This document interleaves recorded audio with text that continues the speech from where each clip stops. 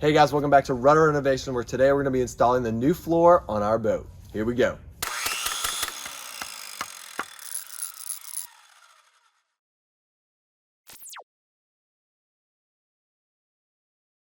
So we have our template for the front of the boat, and I needed to do this first so I knew where I could use and cut out pieces of wood for the cross members.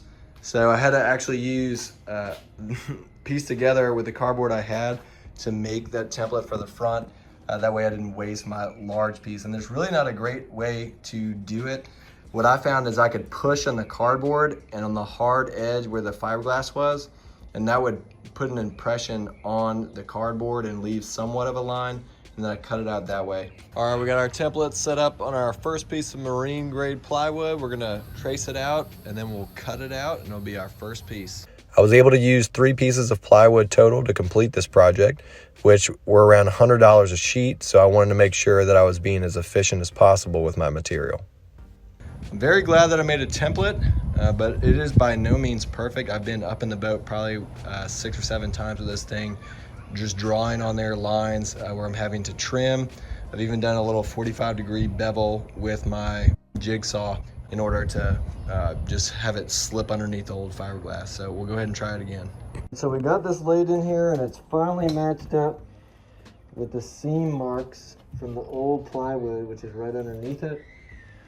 And it's been really tricky to cut this thing in and get it to match up perfectly. But it looks pretty darn good. All this stuff we're gonna fill with a high strength filler, and then we'll glass over top of that. Now the front piece is done, we'll cut out the 2 remaining pieces of flooring. I'm using a 1/2 inch okoume marine grade plywood for the floor, which is the same material I use for my cross braces. Instead of using a template for the last 2 pieces, I trimmed them up a little at a time until there were no gaps where it slipped under the lip of the previous fiberglass. And what I did is I just took a marker and drew a line. As you can see, there's a little gap right here. And everywhere, I just drew a line where the lip was, and then I cut off that until this gap went away. And you can see it's underneath the lip. So what we're gonna do is we use a structural putty to do a nice smooth transition here whenever we lay our fiberglass. So you can see that's our joint here. And what we're gonna have to do is we're gonna have to cut, basically rip this board from here down there where the center line is. And the center line is right here. To mark my cut, I popped a chalk line and cut along it with my circular saw. After getting the first side cut, I fit my second piece of flooring using the same method. I slipped the plywood under the lip of fiberglass, traced the contour of the lip on the board, and removed the material until it was flush against the outside wall of the boat. Once it was flush, I popped a chalk line along the center support and ripped it with my circular saw. Once I was finished, I did a dry fit to make sure everything fit together. I tapped a block of wood against the plywood to slide it into place so I wouldn't damage it by hitting it directly on the edge with a hammer. After I was sure everything was a good fit, I sanded down the entire surface, bottom, top, and edges of all pieces of plywood with 80 grit sandpaper to prep their surface for resin. On the bottom of the floor, I did 2 coats of resin. I used isotooling polyester resin, which is a laminating resin, so I wouldn't have to sand in between layers. It's wax-free and remains tacky for subsequent layers. For the second coat, I'll use Surface Seal to create a waterproof barrier. Surface Seal is a wax additive from Fiberglass Warehouse that you add to the laminating resin when applying your final coat. Resins with wax create a tack-free surface and must be sanded in the event you decide to do more layers. All right, so we got 1 layer on all of this, and now we're gonna go ahead and do the Surface Seal on there, which will make it dry hard and not tacky. We'll do our last coat on the bottom. Once the second coat was dry, I put the front piece of flooring in and marked reference points for where my stringers were so I could know where to install my fasteners. I also marked reference points on the boat itself to know where the stringers end and to make sure the flooring was in correct position before permanently caulking and screwing it down. Instead of using my eyes for an estimate of where the stringers were, I used a laser to project a straight line along the reference points I made. Once that was complete, I was ready to install the flooring.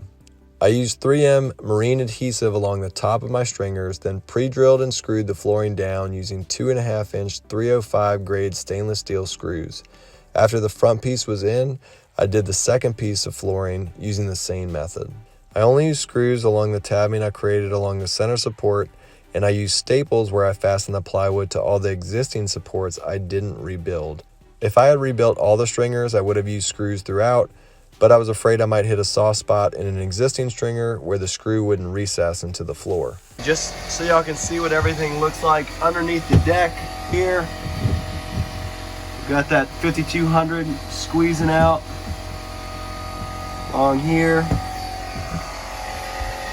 and here as well.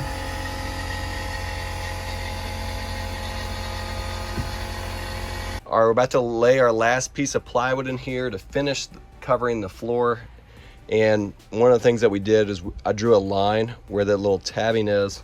That way you can see where it starts and where it ends, so I can know where I'm screwing in when I'm screwing the last piece of plywood in. Now is also a good opportunity if you have anything that you want to vacuum up in here or clean before you put the last piece of flooring in. It's a good opportunity to do it now. And then we're going to put the last piece of plywood in.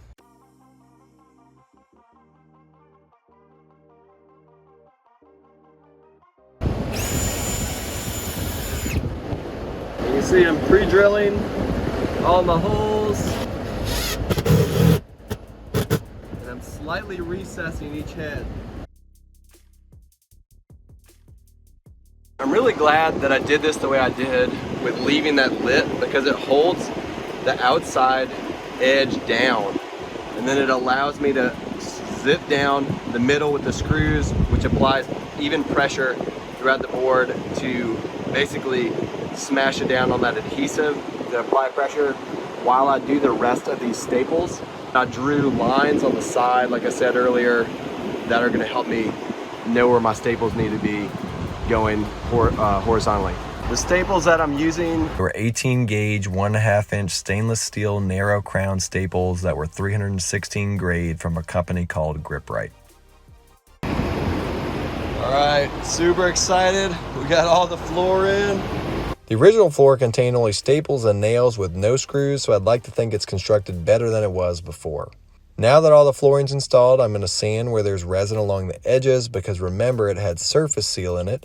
So we'll prep that with 20 grit sandpaper, which is the manufacturer's recommendation for the structural polyester putty we'll be using to create a rounded slope at the back of the boat for water to flow over, and a smooth transition along the sides where the plywood was slipped underneath the lip of old fiberglass. All right, I have everything sanded around the edge and in the center where the seams are. And now what I'm going to do is I'm going to wipe everything down with acetone, and I'm going to start putting the putty just like you would sheetrock mud, so you fill all these voids. To smooth the putty out, I used a 3-inch disposable plastic putty knife, which worked pretty well, but a metal one would work even better if you wanted to go through the trouble of cleaning it.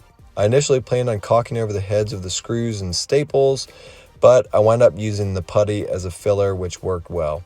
The most laborious portion of this project was sanding. I used 20 grit sandpaper to knock down the imperfections quickly and get it prepped for fiberglass. 80 grit sandpaper would have been sufficient, but it would have taken much longer. I used a 12-gallon wet dry vac with a high efficiency bag and filter that connected to my sander, which seriously reduced the amount of dust and debris. I also wore a respirator during the entire project due to the fiberglass dust, and because resin, catalysts, acetone, and other products aren't good for you to inhale. If you take on a project like this, make sure you invest in PPE. Once my staples, screws, seams, and edges were filled with putty and sanded smooth, I vacuumed everything, blew out the boat with my blower, then wiped the entire floor clean with acetone in order to prep the surface for my first coat of isotooling polyester resin. Everything is dry now. It's the next day. And so what we'll do is we're gonna start pre-cutting all of our fiberglass sheets so that we can fit it on here and make sure everything fits before we start to laminate. All right, guys, join us next time for doing the fiberglass and gel coat. I hope this was helpful for you. If you have any questions, feel free to comment below. If you like this video, like it. If you're watching it on a medium, you can subscribe. Feel free to subscribe. We'll see you next time. Peace and God bless.